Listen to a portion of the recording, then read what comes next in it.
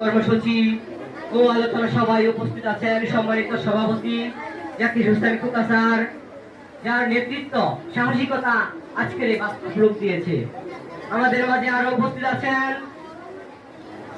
আমাদের আজকের অনুষ্ঠানের সম্মানিত প্রধান অতিথি, সহ স্বাস্থ্য বিষয়ক সম্পাদক, কেন্দ্রীয় নির্বাহী কমিটি, বাংলাদেশ জাতীয়তাবাদী দল বিএনপি ও ১ নং যুগ্ম আহ্বায়ক গাজীপুর জেলা বিএনপি জনাব অধ্যাপক doctor SM. Rafiqul Islam Bachchu sir. আমরা সকলেই ওনাকে চিনি। তিনি শুধু একজন রাজনৈতিক নেতা নন, তিনি আমাদের অনুপ্রেরণা। তিনি একজন বুদ্ধিজীব ও চিন্তাবিদ। আপনার উপস্থিতি আমাদের গর্ব ও আনন্দের।